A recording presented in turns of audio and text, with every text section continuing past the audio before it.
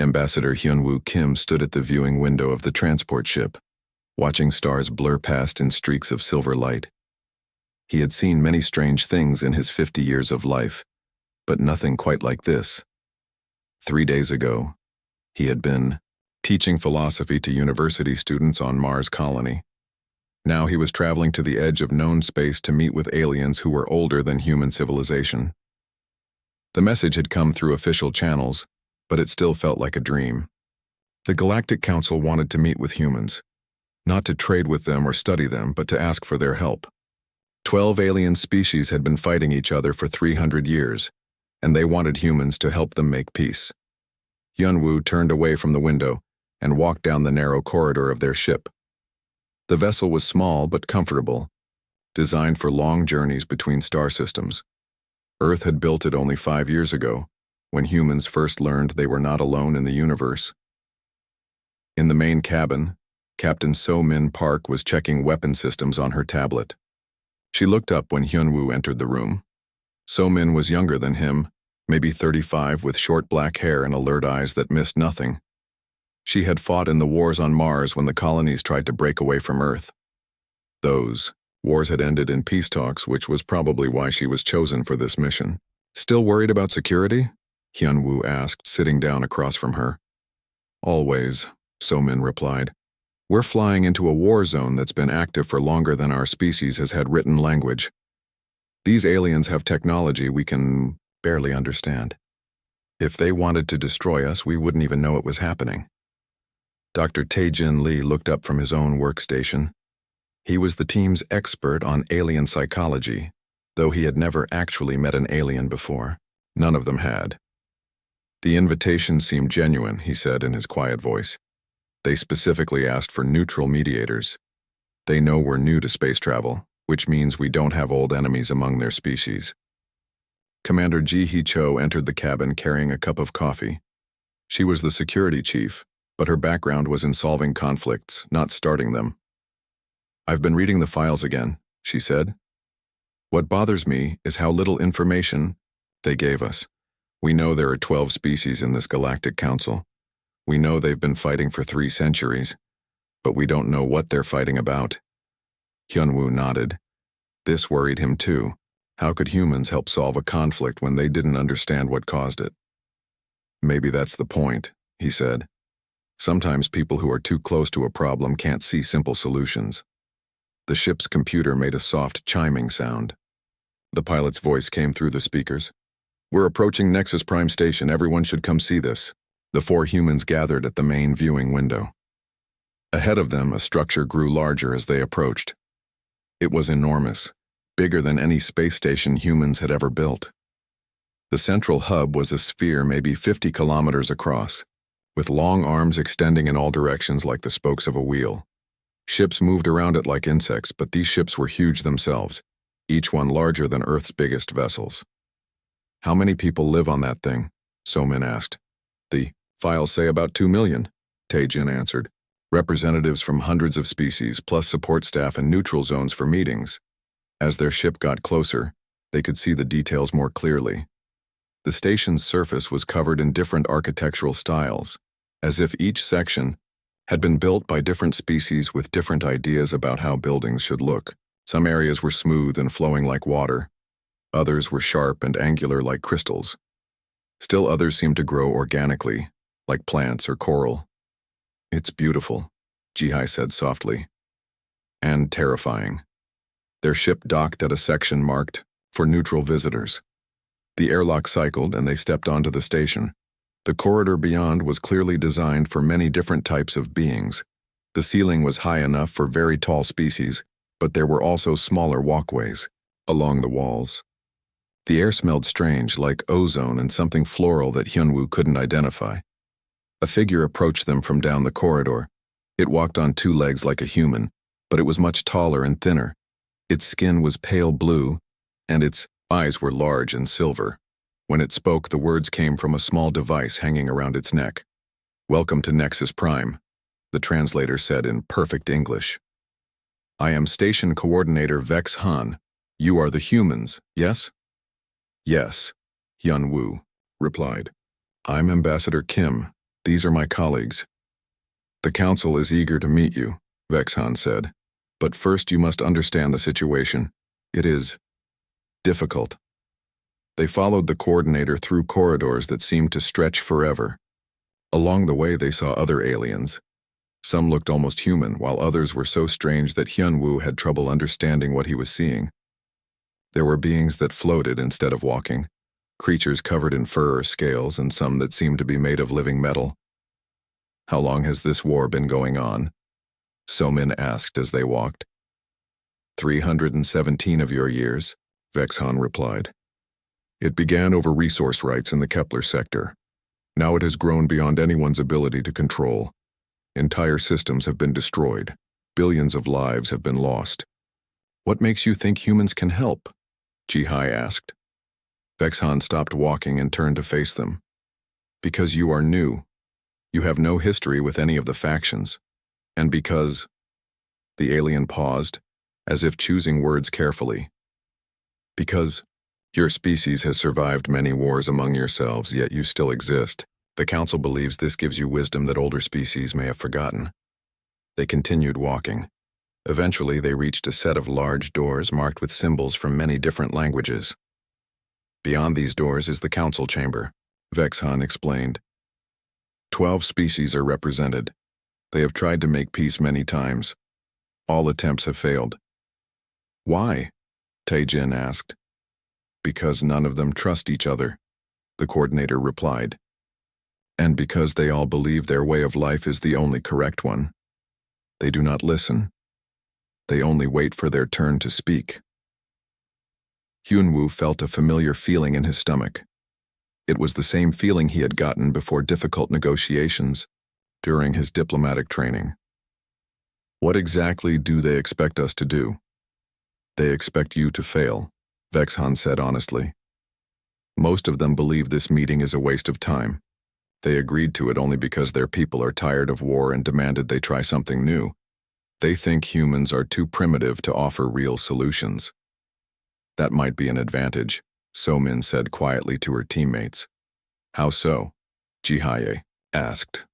Low expectations, So-min replied. If they think we're going to fail anyway, they might not bother lying to us or trying to manipulate us. The doors began to open, revealing a chamber beyond. The space was vast, with seating areas arranged in a circle. Each area was designed for a different species, with appropriate atmosphere, gravity, and lighting.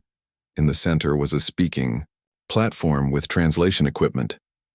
The representatives are waiting, Vexhan said. I should warn you, the last 3 mediator species left within days. 2 others simply disappeared. The council can be intense. Hyunwoo looked at his team. So-min nodded once, ready for anything.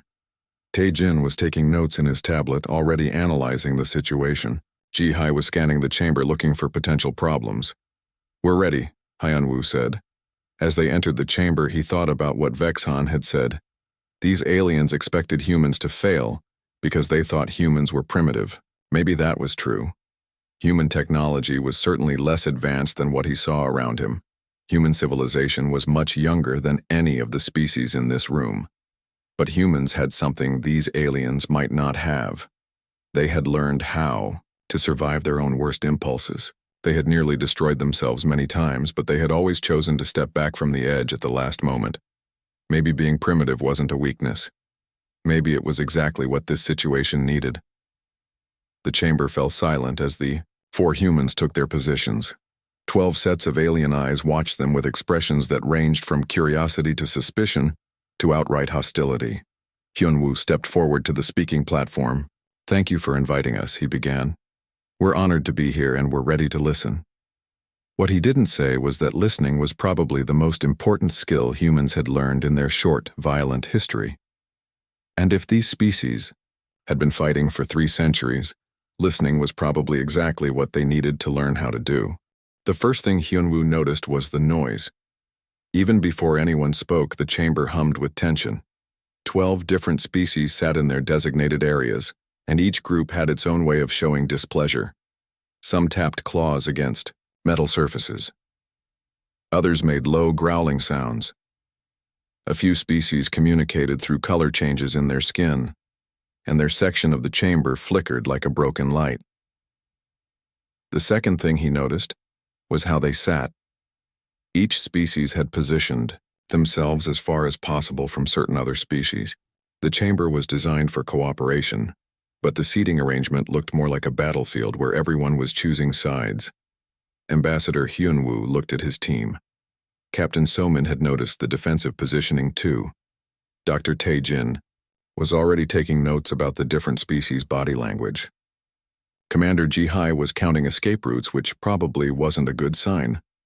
Honored representatives, Hyunwoo began, his words translated into 12 different languages by the chamber's systems. We are here to listen and to help however we can. A massive creature in the section directly across from them stood up. It was at least 3 meters tall, covered in what looked like natural armor, with 4 arms and eyes that glowed red in the dim lighting. When it spoke, its voice was like rocks grinding together. I am war leader Veltar of the Kraxi hegemony, the creature announced. Human, you should know that your species was invited here as a courtesy only. We do not expect primitives to understand matters of galactic importance. Before Hyunwoo could respond, another voice cut through the chamber. This one was different, somehow speaking directly into their minds rather than using sound. The Kraxi speak of primitives, yet they know only violence, the mental voice said. I am Prime Node 7742 of the collective. We represent unity and order. The chaos in this galaxy exists because lesser species refuse to accept the wisdom of joining our consciousness. A third voice, musical and flowing like water, responded immediately. The collective would eliminate free will and call it peace, it said. The speaker was a graceful being with translucent skin that seemed to glow from within. I am High Arbiter Quendal of the Confederation. True peace can only exist when all species maintain their independence and respect clearly defined boundaries. And, just like that, Hyunwoo understood why 3 centuries of war had solved nothing. These weren't negotiations. They were speeches. Each species was talking past the others, not to them. Perhaps we could begin by explaining the current situation, Hyunwoo suggested carefully. The situation is simple, war leader Veltar growled. Weak species have resources they cannot properly defend. Strong species need those resources to maintain order. The weak should submit or be removed. The situation is that chaos reigns. Because of individual thinking, Prime Node 7742's mental voice corrected. All conflict would end if rebellious species would accept integration into our collective consciousness. We offer perfect harmony. The situation is that aggressive species refuse to respect sovereignty, High Arbiter Quendal sang. Each species should control their own territory and leave others alone. The problems begin when empires try to expand beyond their borders. Captain Somin leaned forward slightly. What about the species that started this war? What did they want originally? The chamber fell silent. For a moment, Hyunwoo thought they had asked a good question. Then the silence turned uncomfortable. Finally, a smaller alien in one of the back sections spoke up. It had fur and large ears, and its voice was nervous. The war began over mining rights in the Kepler sector, it said quickly. But the species that started it, they no longer exist. Their homeworld was destroyed in the 47th year of the conflict. Who destroyed it? Dr. Tae-jin asked. Another uncomfortable silence. This time, no one answered. I see, Hyunwoo said quietly. So you're fighting a war that began over a conflict that no longer matters, started by a species that no longer exists. The war has evolved beyond its origins, War Leader Veltar said. Now it is about survival. The weak must be protected by the strong, even if they do not wish it. The war continues because individuals refuse to see the logic of unity, Prime Node 7742 added. We fight to free other species from the burden of independent thought. The war exists because empires will not respect boundaries, High Arbiter Quendal finished. We fight to preserve the right of each species to exist without interference. Commander Ji-hai spoke up. Have any of you tried talking to each other without weapons pointed at each other's heads? Several species began responding at once, creating a cacophony of sounds mental projections, and color changes. The translation system struggled to keep up. Words like impossible, they started it, and they cannot be trusted, came through. Clearly, Hyunwoo held up his hand for silence. Surprisingly, the chamber quieted down. "Let me understand this correctly," he said. "Each of your factions believes that your way of life is not just better, but is the only acceptable way for anyone to live." "Correct," all three main speakers said at the same time. "And each of you believes that the other factions are not just wrong, but are actively dangerous to the galaxy." "Obviously," War Leader Veltar rumbled, "and none of you has ever considered that there might be room in the galaxy for multiple ways of life." "Impossible," Prime Node 7742 projected. "Chaos and order cannot coexist." "Ridiculous," High Arbiter Quendal sang. "Aggression and peace cannot coexist." "Unacceptable," War Leader Veltar growled. "Strength and weakness cannot coexist." Dr. Taejin was writing furiously in his notes. He looked up and caught Hyunwoo's eye, then shook his head slightly. The message was clear. These species weren't just fighting about resources or territory. They were fighting about fundamental beliefs about how life should work. "How many worlds have been destroyed in this war?" Captain Somin asked. A different alien, one that looked somewhat like a large insect, answered. 47 inhabited worlds have been rendered uninhabitable. 312 colony worlds have been abandoned. Approximately 8 billion sentient beings have died. The numbers hung in the air like a physical weight. Hyunwoo tried to imagine 8 billion deaths and found that his mind couldn't quite grasp it.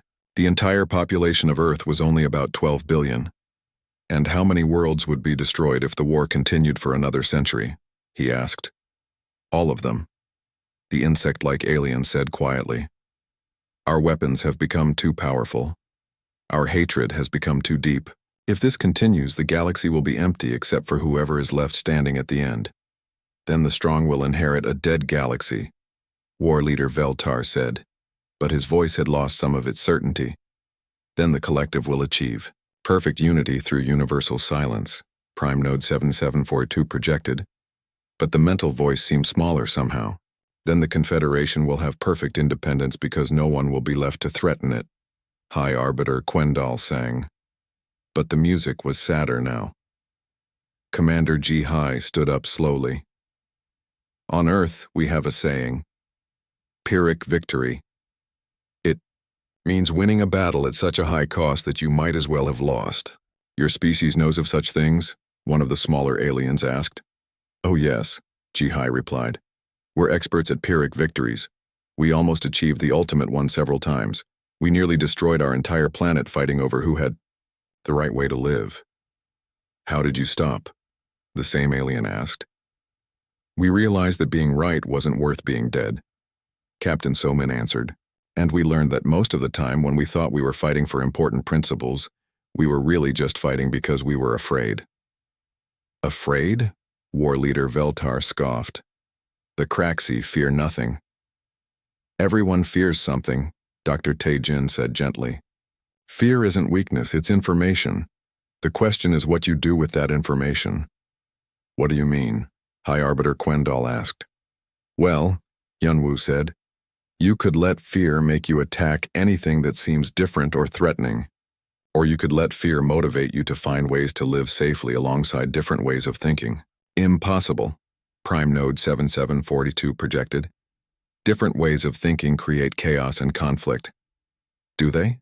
Hyunwoo asked. "Or does trying to eliminate different ways of thinking create chaos and conflict?" The chamber fell silent again. This time, the silence felt different. It wasn't uncomfortable, it was thoughtful.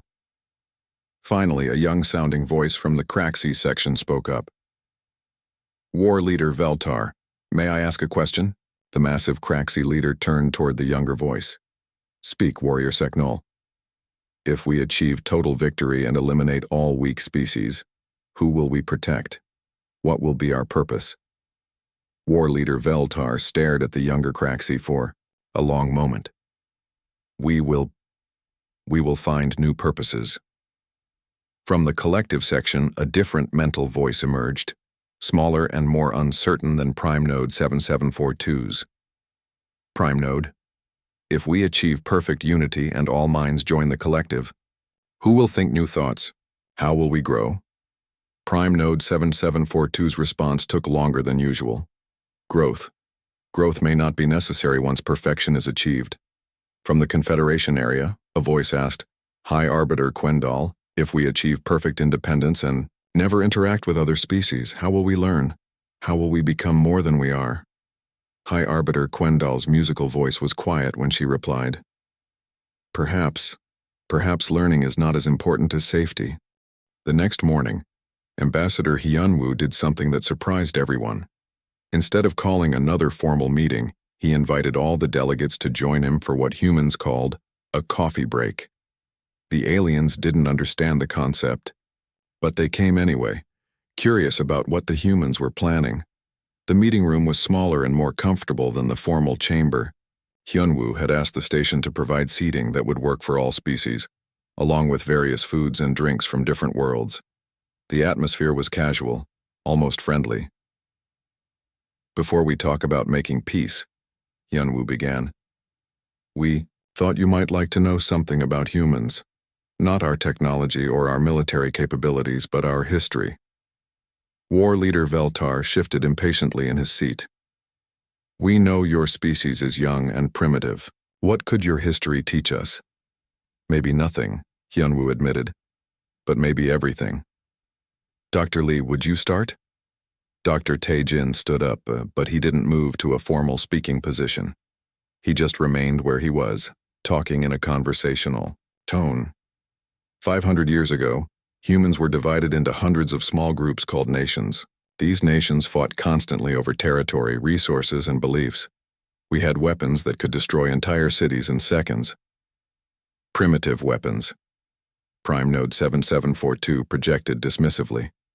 Yes, very primitive, Tae-jin agreed, but powerful, enough to end all life on our planet, and we almost used them.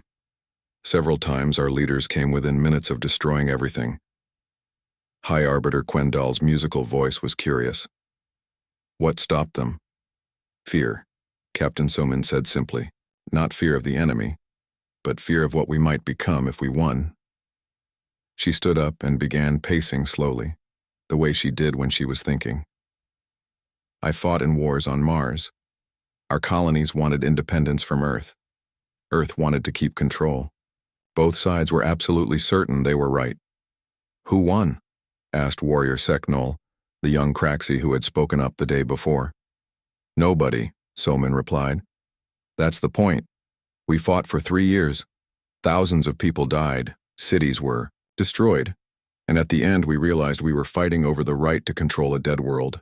I don't understand, said Subnode 9981, the smaller voice from the collective section. Commander Jihai joined the conversation. The fighting had damaged the terraform systems. Mars was becoming uninhabitable again. If we had kept fighting over who controlled it, there wouldn't have been anything left to control. So what did you do? Asked an alien with green scales and large eyes.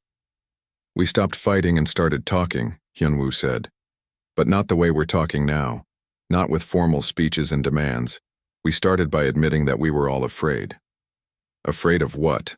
War Leader Veltar rumbled. The Earth government was afraid that if the colonies became independent, Earth would become poor and weak, Somin explained. The colonists were afraid that if they stayed under Earth's control, they would never be allowed to grow and develop their own culture. Both fears were reasonable, Tae-jin added.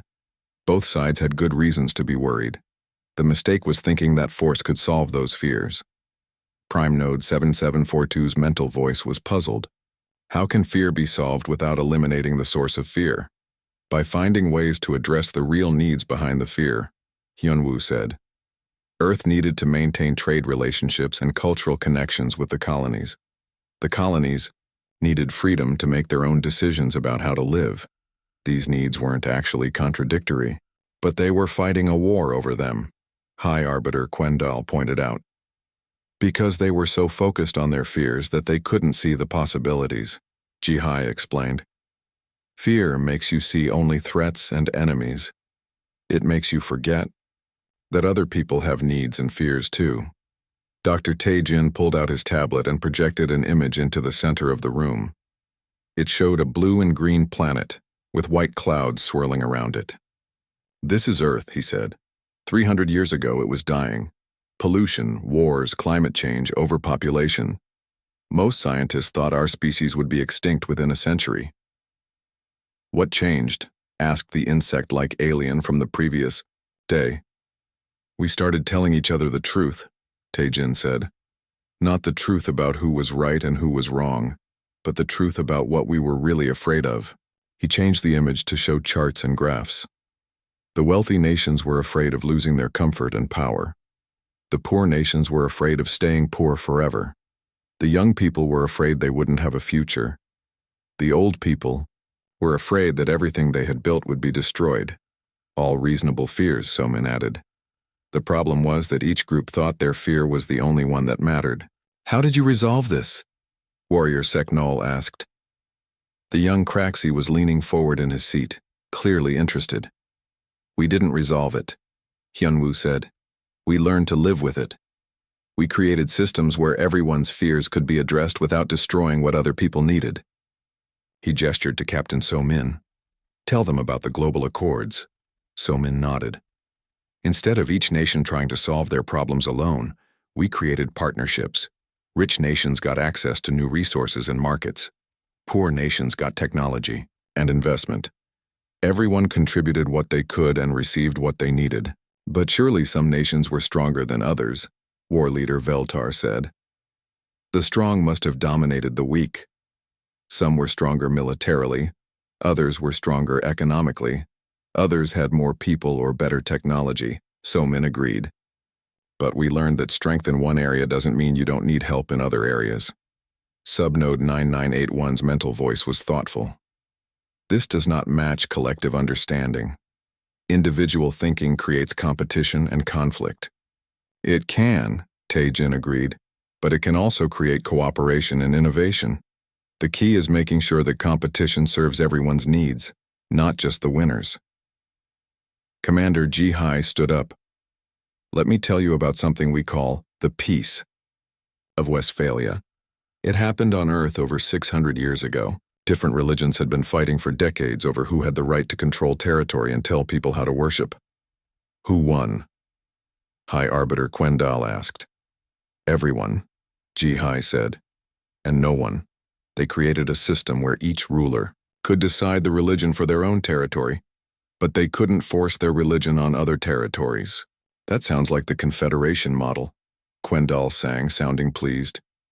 In some ways, yes, Jihai agreed. But there was a crucial difference. They also created rules for how different territories would interact with each other. Trade agreements, diplomatic protocols, ways to resolve disputes without war.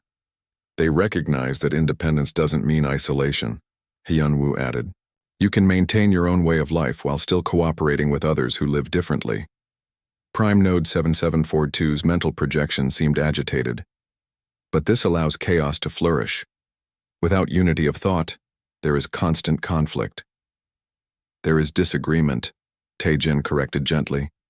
But disagreement doesn't have to mean conflict, it can mean creativity, growth, adaptation. I don't understand the difference, 7742 projected. Dr. Taejin thought for a moment. In the collective, when everyone thinks the same way, how do you solve new problems that you've never encountered before? The collective considers all possibilities and chooses the optimal solution. But what if the optimal solution requires a way of thinking that the collective has never used before? Taejin asked. What if the answer can only come from a perspective that seems wrong or chaotic?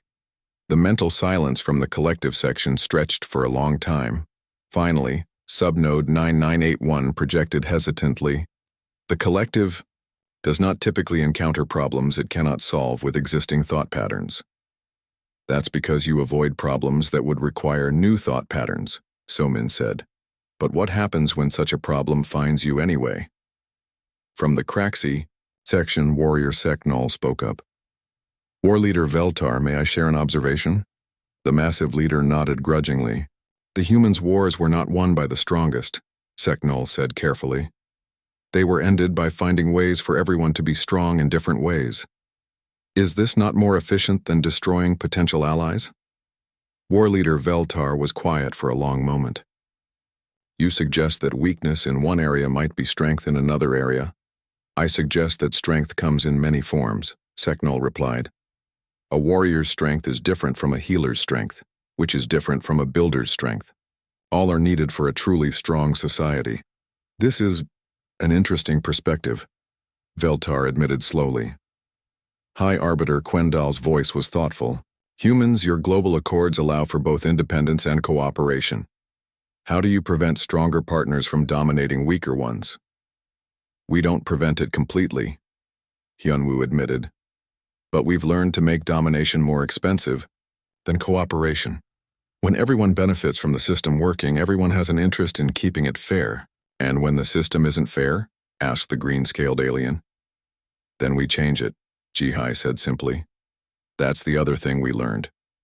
Peace isn't a destination you reach once, and then you're done. It's something you have to choose every day. Commander Jihai looked around the room. The most important thing we learned is that everyone in this room wants the same basic things. Safety for their people, a chance for their children to have better lives. The breakthrough came on the third day, during what Captain So-min had suggested they call informal discussions. She had learned from her military experience that sometimes the most important conversations happened when people weren't trying to have important conversations. The aliens had been skeptical at first, but curiosity won out. Representatives from different factions found themselves sitting together in small groups, without their formal titles or prepared speeches. For the first time in centuries, they were just individuals talking to other individuals. So-min was telling a story to a mixed group that included warrior Seknol from the Craxi, subnode 9981 from the Collective, and a young Confederation diplomat named Lyra Ez. Several other aliens had drifted closer to listen. This happened during one of Earth's biggest wars, So-min was saying. 2 massive armies had been fighting in muddy trenches for months. Thousands of soldiers had died and winter was coming. Everyone was cold, hungry, and far from home. Which side was winning? Seknol asked. Neither, So-min replied. That was the problem. They were stuck facing each other across a strip of land called No Man's Land because it was too dangerous for anyone to cross. Both sides knew the war was pointless, but neither side could figure out how to stop fighting without losing face. Subnode 9981's mental voice was puzzled. Why not simply eliminate the enemy and end the conflict? They had been trying that for months, So-min explained. But the enemy was just as strong and just as determined. Every attack resulted in more deaths but no progress. Then what happened? Lyra Ez asked in her musical voice. Christmas came, So-min said simply. It's a human holiday about peace and goodwill. On Christmas Eve, soldiers on one side started singing songs from their homeland. The soldiers on the other side could hear the music across the battlefield. Did it make them sad for home? Asked an alien with purple fur. Yes, So-min nodded. But something unexpected happened. Soldiers on the other side started singing songs from their homeland. 2 different songs in a different language, but the emotion was the same. Longing for home, for peace, for the people they loved. This sounds like weakness. War leader Veltar rumbled from where he sat nearby, but his voice lacked its usual conviction. That's what the officers thought too, So-min agreed. But then something even more unexpected happened. A few soldiers from one side started walking into no man's land, carrying white flags to show they weren't attacking. Soldiers from the other side came out to meet them. They fought a battle in the middle? Seknol guessed. No, So-min said, quietly. They talked. They shared pictures of their families. They gave each other small gifts. They played games together. For one day, they chose to see each other as fellow human beings instead of enemies. The aliens listened in silence. Even Prime Node 7742 had joined the group, something that would have been impossible in a formal setting. What happened when the day ended? Subnode 9981 asked. They went back to their trenches, Somin said. The war continued. Many of those same soldiers probably killed each other in later battles. Then what was the point? War leader Veltar demanded. The point was that they proved it was possible, Somin replied. For one day, enemies chose to be friends. They showed that the hatred wasn't natural or inevitable. It was a choice, but they went back to war, Lyra pointed out. Yes, Somin agreed. Because they were trapped in a system that demanded war. Their leaders couldn't admit the war was pointless without looking weak. Their people expected victory. Their economies depended on the war continuing. Dr. Tae-jin, who had been listening from nearby, joined the conversation. That's why changing systems is harder than changing minds.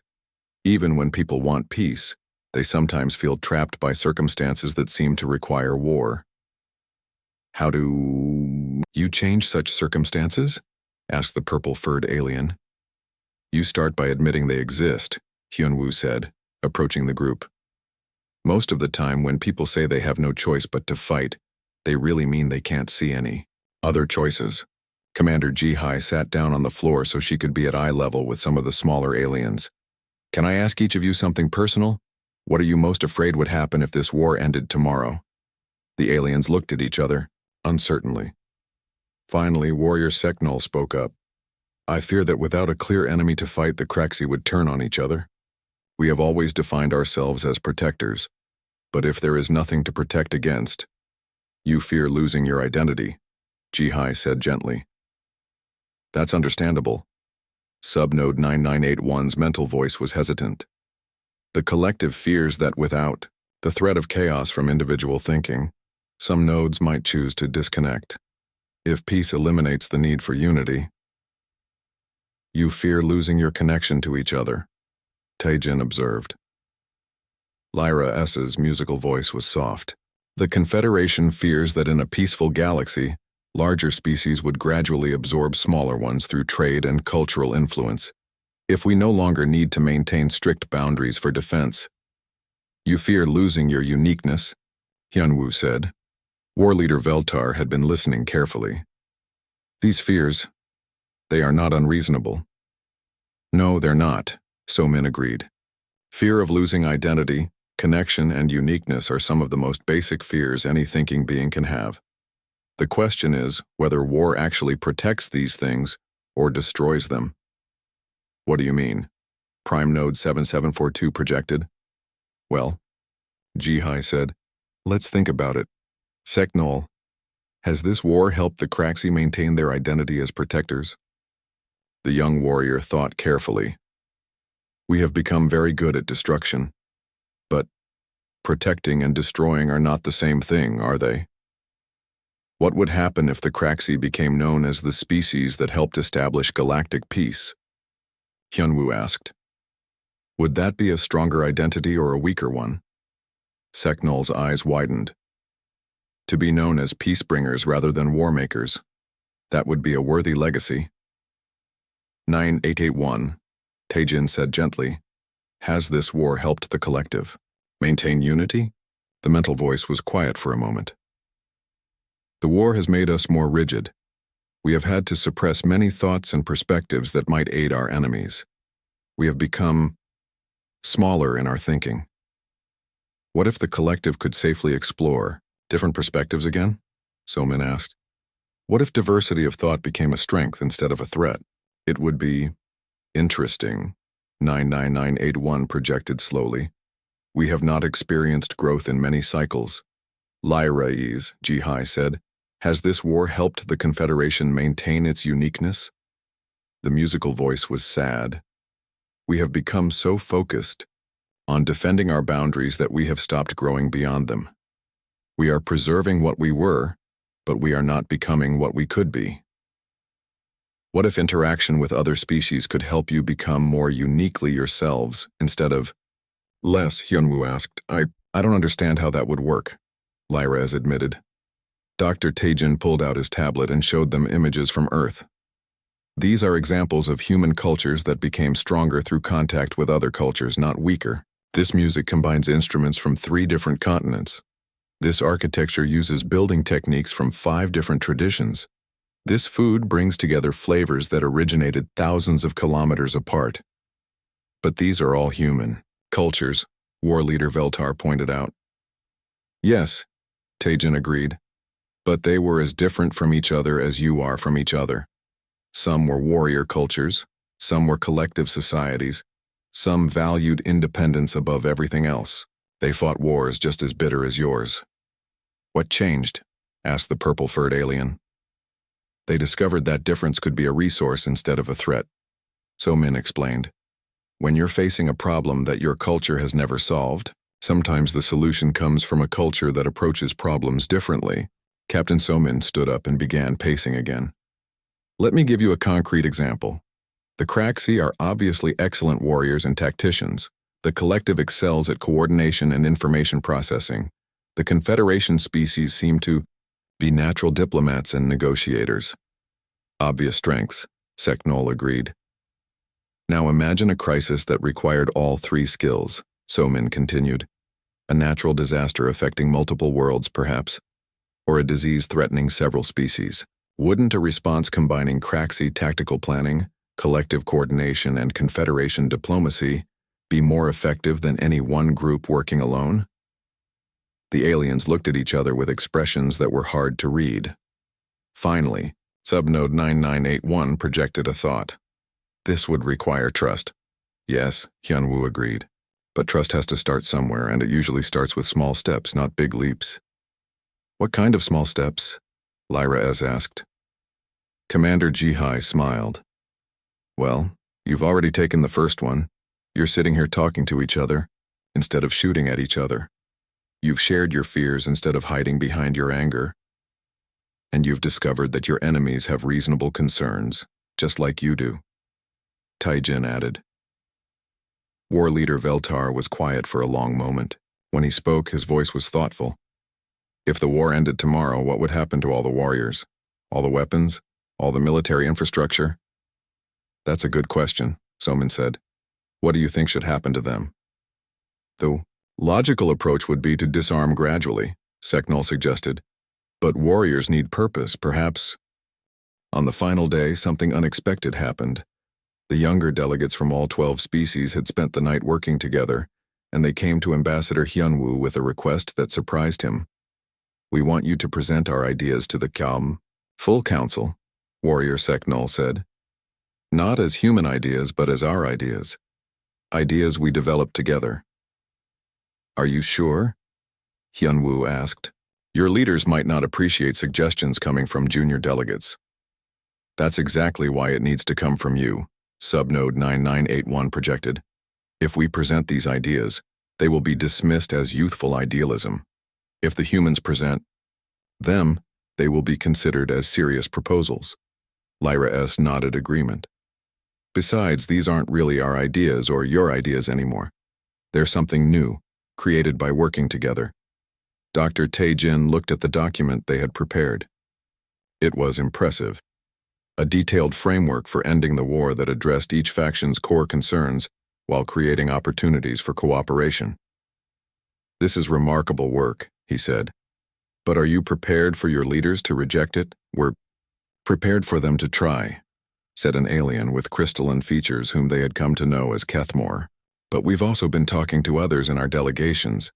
Many of them are tired of this war too. Captain Somin studied the group of young aliens. In just a few days, they had transformed from suspicious enemies into collaborators. What made you change your minds? She asked. You showed us that our enemies were people, Seknol said simply. Once you see someone as a person, it becomes much harder to want to kill them. And you showed us that being different doesn't mean being wrong, 9981 added. Different can mean useful. Most importantly, Lyra S. said, you showed us that we could choose what kind of galaxy we wanted to live in. We don't have to accept the one our parents gave us. Commander Jihi looked at her human colleagues. They had come here expecting to fail, just as Station Coordinator Vexhan had warned them. Instead, they had accidentally started a revolution. All right, Hyunwoo said finally. Let's see if we can steal the show. The formal council session that afternoon was packed. Word had spread throughout the station about the unusual meetings the humans had been conducting. Representatives who hadn't attended the initial sessions were now present, curious about what the primitive species might have accomplished. War Leader Veltar sat in his designated area, looking skeptical. Prime Node 7742 occupied the collective. Section Mental Projections carefully neutral. High Arbiter Quendal had positioned herself prominently in the Confederation area, musical tones controlled and formal, but scattered throughout the chamber. Hyunwoo could see the younger delegates who had been part of their informal discussions. They were trying to look casual, but their body language showed excitement and nervousness. Honored representatives, Hyunwoo began, stepping onto the central platform. We have spent several days listening to your concerns and learning about your history. We have some observations to share. Get on with it, War Leader Veltar rumbled. What is your solution to our conflict? Hyunwoo smiled. We don't have a solution, but we think you do. The chamber stirred with confusion and irritation. Explain, Prime Node 7742 projected coldly. Over the past few days, we've had the privilege of talking with many of your younger delegates, Hyunwoo continued. They've shown us something remarkable. When they stop thinking about what they're against and start thinking about what they're for, they discover they want the same things. Impossible, High Arbiter Quendal sang. Our philosophical differences are fundamental. Are they? Captain, Somin asked, joining Hyunwoo on the platform. Let me ask you something. Do the Craxi want their children to grow up in a galaxy full of threats? Of course not, War Leader Veltar replied. Do the collective want their unity to be based on fear and siege mentality? No, Prime Node 7742 projected, though the mental voice was puzzled. Does the Confederation want their independence to mean isolation and stagnation? No, High Arbiter Quendal admitted. Then you all want the same thing, Dr. Taejin said, stepping forward. You want a galaxy where your children can grow up safe, connected, and free to become more than you are. You've just been using different methods to try to achieve it. Methods that aren't working, Commander Jihai added. After 3 centuries of war, are any of you closer to the galaxy you want for your children? The chamber fell silent. Finally, an older Craxi delegate spoke up. The war has made us strong, but it has also made us afraid. Our children train for battle from birth. They know only conflict. The war has preserved our unity, a collective Prime Node projected, but it has also limited our growth. We have become rigid, unchanging. The war has maintained our independence, a Confederation High Arbiter sang, but it has also made us isolated. We have forgotten how to learn from others. War Leader Veltar stood up slowly. Human, what are you suggesting? We're not suggesting anything, Hyunwoo said, but your younger delegates have some ideas they'd like to share. To everyone's surprise, Warrior Seknol stood up in the Craxi section. War Leader Veltar, with your permission, I would like to speak. Veltar's eyes glowed brighter, but he nodded. We have been thinking, Seknol said, his voice carrying clearly through the chamber's translation systems. What if strength meant protecting allies instead of defeating enemies? What if the Craxi became known as the species that could guard anything, anywhere, for anyone who needed protection? Before Veltar could respond, Subnode 99981's mental voice filled the chamber. Prime Node 7742. We have also been thinking, what if unity meant bringing different perspectives together instead of making all perspectives the same? What if the collective became the species that could coordinate any project, no matter how complex? From the Confederation section, Lyra S.'s musical voice joined in. High Arbiter Quendal, we too have been thinking. What if independence meant the freedom to choose cooperation instead of the isolation imposed by fear? What if the Confederation became the species that could negotiate anything, between anyone? The chamber erupted in noise. Senior delegates were shouting, projecting and singing in outrage at their junior's presumption. But Hyunwoo noticed something else. Many of the younger delegates from all factions were standing up, showing support for the speakers. Silence. War Leader Veltar's roar cut through the chaos. The chamber fell quiet. These ideas, where did they come from? From talking to each other, Seknol replied steadily. From listening instead of just waiting to speak. From trying to understand instead of trying to win. And from the humans, 9981 added. They showed us that enemies could become friends if we chose to see them as people instead of threats. They showed us that our differences could be strengths instead of weaknesses, Lyra's concluded. Prime Node 7742's mental projection was agitated. This is not how diplomatic processes work. Junior delegates do not make policy. No, Hyun-woo. Agreed. But they can point out when the policies aren't working. He looked around the chamber. Let me tell you something about humans that might surprise you. We didn't invite ourselves here. You invited us. You, the most advanced species in the galaxy, asked the newest, most primitive species for help. Because you were desperate, Captain, So-min continued. Because 3 centuries of trying to solve this problem your way hadn't worked. Because sometimes, Dr. Tae-jin added, the solution to an old problem requires a new perspective. And sometimes, Commander Ji-hai concluded, wisdom comes from admitting you don't have all the answers. War Leader Veltar was quiet for a long moment. When he spoke, his voice was thoughtful. Human ambassador, you say you have no solution for us, but what would you do in our place? Hyun-woo took a deep breath. I would listen to my children, because they're the ones who have to live in the galaxy we create. I would ask myself whether I want to be remembered as someone who perpetuated an old war or someone who started a new peace, So-min added. I would consider whether being right is worth being alone, Tae-jin said. And I would remember that the strongest thing any leader can do is admit when it's time to change course, Ji-hai concluded. The chamber was silent for a long time. Finally, an unexpected voice spoke up. It was Station Coordinator Vex Han, who had been quietly observing from the back of the chamber. If I may, the coordinator said, I have been managing this station for many cycles.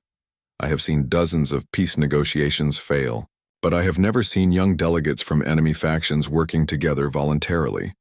What are you suggesting? High Arbiter Quendal asked. I am suggesting that perhaps the humans have already accomplished something that formal diplomacy could not, Vex Han replied. They have created hope. War Leader Veltar looked at Warrior Seknol. You really believe this could work? I believe it's worth trying, Seknol replied. What do we have to lose that we haven't already lost? Prime Node 7742 was silent for a long moment before projecting. Subnode 9981.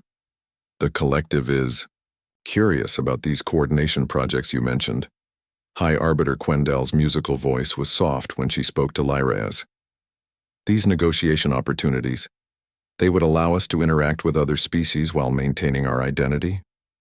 They would allow us to strengthen our identity through interaction, Lyraz replied. Hyun-woo stepped back from the central platform.